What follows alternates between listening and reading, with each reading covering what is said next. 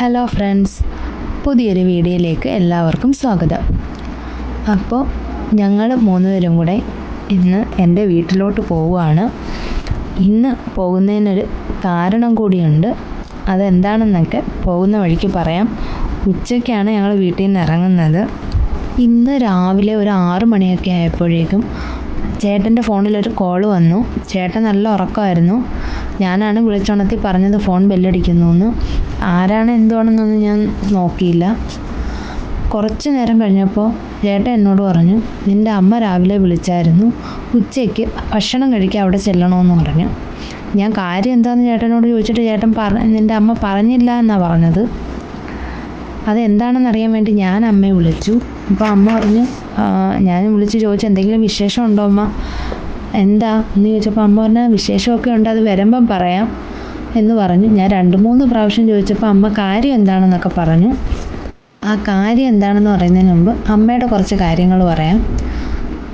എൻ്റെ വീട്ടിൽ ഇപ്പോൾ അമ്മയും അച്ഛനും മാത്രമാണ് താമസം. അമ്മയ്ക്കും അച്ഛനും 2 പെൺമക്കളാണ്. ഞാൻ ഇളയാളാണ്. അപ്പം ചേച്ചി അവിടെ അടുത്ത് തന്നെ വേറെ വീട് വെച്ച് വേറെ താമസമാണ്. അപ്പോൾ അമ്മയ്ക്ക് രാവിലെ കുളിച്ചൊക്കെ കഴിഞ്ഞിട്ട് വാട്സപ്പ് മെസ്സേജ് റിലേറ്റീവ്സിനൊക്കെ ഒരു ഗുഡ് മോർണിംഗ് മെസ്സേജ് അയക്കുന്ന ഒരു ശീലമുണ്ട്. അപ്പോൾ അതൊരു 3/4 മണിക്കൂറത്തെ ജോലിയാണ്.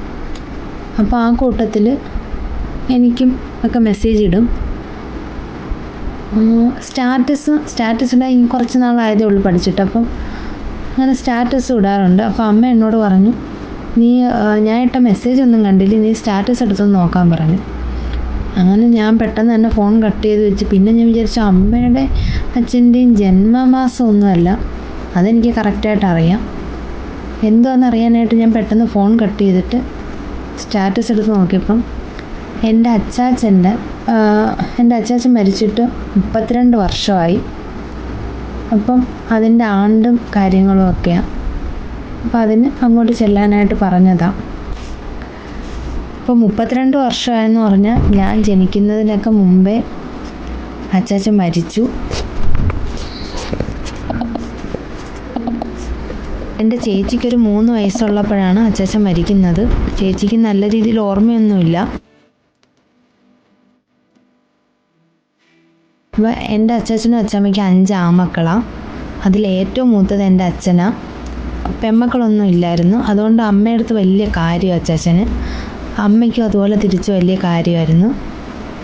അപ്പോൾ എനിക്കാണെങ്കിൽ അച്ചാച്ചനെ കുറിച്ച് അച്ഛനും അമ്മയും പറഞ്ഞു കേട്ടിട്ടുള്ള അറിവേ ഉള്ളൂ.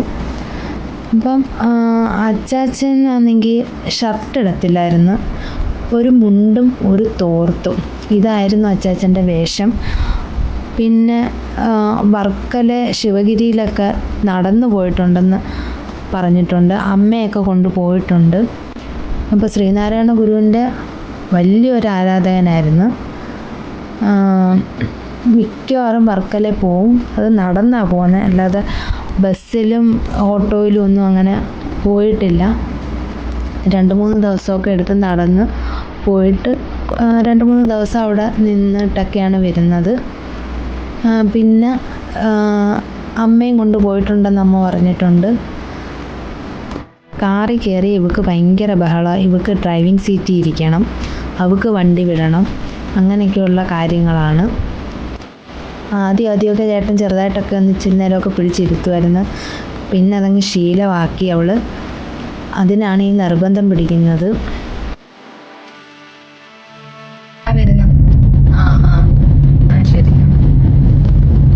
അപ്പം വീട്ടിൽ നിന്ന് വിളിച്ചതാ, നിങ്ങൾ ഇറങ്ങിയോ? അപ്പം 1:45-2 മണി ആവാറായി.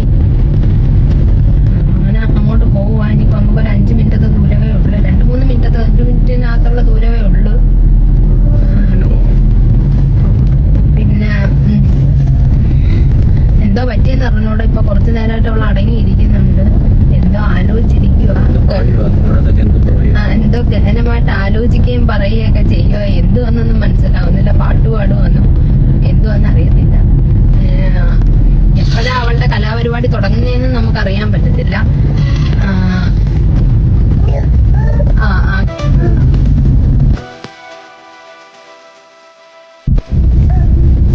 പിന്നെ നമ്മൾ ഇവളുടെ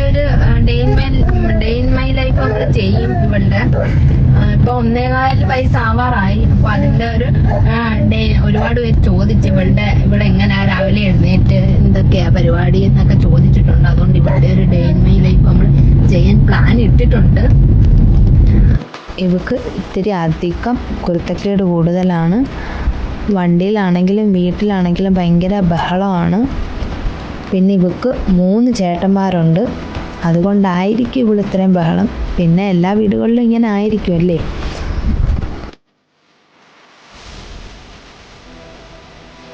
അപ്പം നമ്മൾ വീഡിയോ എടുക്കുന്നതുകൊണ്ടാണ് ഇത്തിരി സ്ലോ ആയിട്ട് പോകുന്നത്. അപ്പം വീട്ടിൽ നിന്ന് വിളിച്ചപ്പോൾ ഞങ്ങളിപ്പോൾ എത്തുമെന്ന് പറഞ്ഞു. ഞങ്ങൾ എല്ലാവരും കൂടെ ഒരുമിച്ചിരുന്ന് കഴിക്കാനാണെന്ന് തോന്നുന്നു വിളിക്കുന്നത്. പിന്നെ ഒരു 1:30 ആകുമ്പോഴത്തേനും അച്ഛൻ കഴിക്കും. അച്ഛന് ഷുഗറിൻ്റെയൊക്കെ പ്രശ്നമുള്ളത് കൊണ്ട് അച്ഛന് തലകറക്കം പോലൊക്കെ വരും. അതുകൊണ്ട് അച്ഛൻ ചിലപ്പം കഴിച്ച് കാണാൻ സാധ്യതയുണ്ട്. അപ്പം ഞങ്ങൾ 2 മണിയാവാറായി.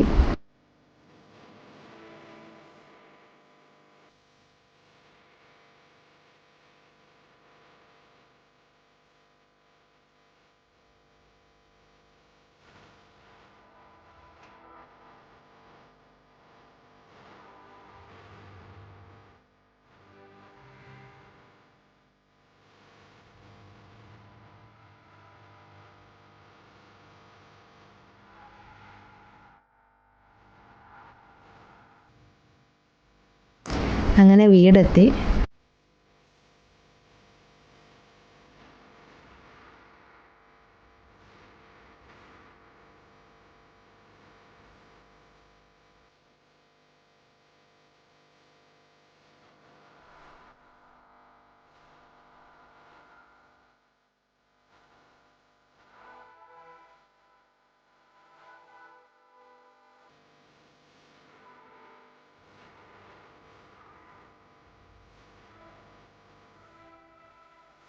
അപ്പോൾ നേരത്തെ പറഞ്ഞതുപോലെ തന്നെ അച്ഛൻ കഴിച്ചു കഴിഞ്ഞിരുന്നു. ഞങ്ങൾ ചെന്നപ്പോഴത്തേക്ക് അച്ഛൻ എണീറ്റ് കഴിച്ച്. പിന്നെ അത് ചേച്ചിയും ചേച്ചിയുടെ മോനുമാണ് ഇരിക്കുന്നത്. അവർ ഞങ്ങളെ വെയിറ്റ് ചെയ്ത് പിന്നെ അവരങ്ങ് കഴിക്കാൻ തുടങ്ങി. ഇപ്പം ഞാൻ നേരത്തെ പറഞ്ഞല്ലോ, അച്ചാച്ചനും അച്ചാമ്മയ്ക്ക് 5 ആൺമക്കളാണ്. അതിൽ ഏറ്റവും മൂത്തത് എൻ്റെ അച്ഛനാണ്. ഇപ്പം ബാക്കി 5 മക്കളെയും വീടുകൾ അടുത്തടുത്ത ഒരു കോമ്പൗണ്ടിൽ തന്നെയാണ് 5 വീടും. ഒരു മതിലിനകത്ത് തന്നെയാണ് ഈ 5 വീട് നിൽക്കുന്നത്. സദ്യയായിരുന്നു. അപ്പം പായസം നമ്മൾ എല്ലാ വീടുകളിലും കൊണ്ട് കൊടുക്കും. അങ്ങനത്തെ രീതികളൊക്കെ ഉണ്ട്. വേറെ ചിറ്റപ്പൻ്റെ വീട്ടിൽ എന്തെങ്കിലും സ്പെഷ്യലായിട്ട് വെച്ചാലും ബാക്കി വീടുകളിലെല്ലാം കൊണ്ട് കൊടുക്കും. അതുപോലെ ഇവിടെ എന്തെങ്കിലും സ്പെഷ്യലായിട്ട് വെച്ചാലും ബാക്കി 4 വീടുകളിലും കൊടുക്കും. അങ്ങനെ ഇപ്പോഴും ഞങ്ങൾ ഒത്തൊരുമിച്ചാണ് കഴിയുന്നത്.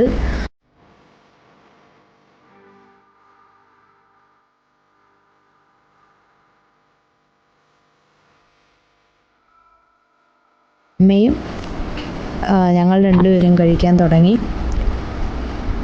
മോൾക്ക് അമ്മാമ്മ വാരി കൊടുത്തു. വീട്ടിൽ ചെന്നാൽ പിന്നെ കൊച്ചിൻ്റെ കാര്യം എനിക്ക് നോക്കേണ്ട കാര്യമില്ല. അമ്മ തന്നെ എല്ലാം കുടിക്കുകയും കാര്യങ്ങളെല്ലാം നോക്കും. പിന്നെ ഞങ്ങളെല്ലാവരും കൂടി ഇരുന്ന് ഫുഡ് കഴിച്ച് കാര്യങ്ങളൊക്കെ പറഞ്ഞു. ചേച്ചൻ്റെ കുറേ കാര്യങ്ങളൊക്കെ പറഞ്ഞു. അമ്മ അമ്പലത്തിൽ പോയ കാര്യവും അച്ചാച്ചൻ്റെ കുറേ കാര്യങ്ങൾ, അമ്മയെ ഫുൾ സപ്പോർട്ടായിരുന്നു അച്ചാച്ചൻ, അതൊക്കെ പറഞ്ഞ് അങ്ങനെ ഫുഡൊക്കെ കഴിച്ചു. അത് കഴിഞ്ഞിട്ട്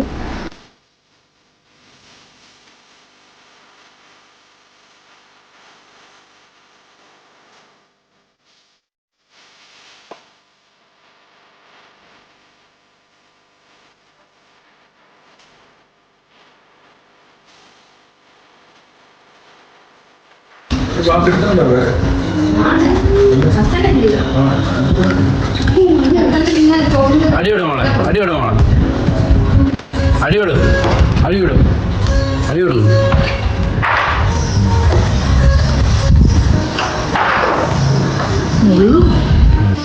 അടിക്കൂടെ അടിയോട് മോളെ, അടിയോട് അടിയോട് അടിയോട് അടിയോട് അടിച്ചു. താഴെ ഇറങ്ങി താഴെ പോന്നു. നോവും പോയി 2 പേരും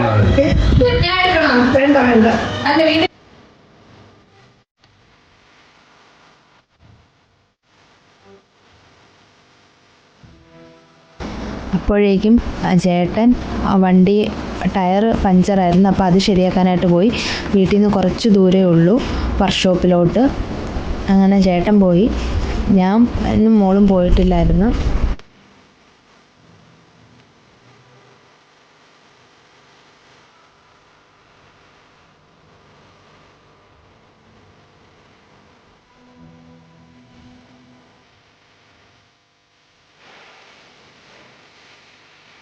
അങ്ങനെ അതൊക്കെ ശരിയാക്കി കൊണ്ട് വന്നു. ഒരുപാട് താമസിച്ചൊന്നുമില്ല. 10-15 മിനിറ്റിനകത്ത് ചേട്ടൻ തിരിച്ചു വന്നു. കുറച്ച് നേരം ഞങ്ങൾ വിശ്രമിച്ചു. മോളും ആ സമയമൊക്കെ ആകുമ്പോൾ കുറച്ച് നേരം കിടന്ന് ഉറങ്ങും.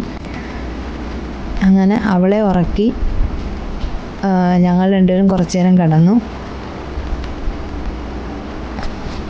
ഒന്ന് ഉറങ്ങി എഴുന്നേറ്റിട്ട് ചായയൊക്കെ കുടിച്ച് തിരിച്ച് ചേട്ടൻ്റെ വീട്ടിലേക്ക് വരാനായിട്ട് അവിടുന്ന് യാത്രയൊക്കെ പറഞ്ഞിറങ്ങി.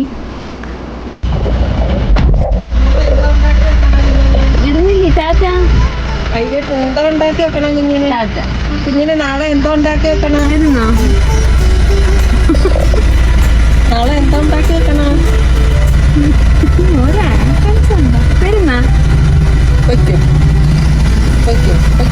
എനിക്ക് തുറക്കാം. അല്ല വരുന്നേക്കാം വലിയ പാടാ. അമ്മാമ്മയുടെ അടുത്ത് വന്ന് പരിപ്പും ചോറ് പായസം എല്ലാം കഴിച്ചിട്ട് പോവുക. വീടൊക്കെ നോക്കും. അമ്മാമ്മക്ക് ടാറ്റ കൊടുക്കുന്നില്ല.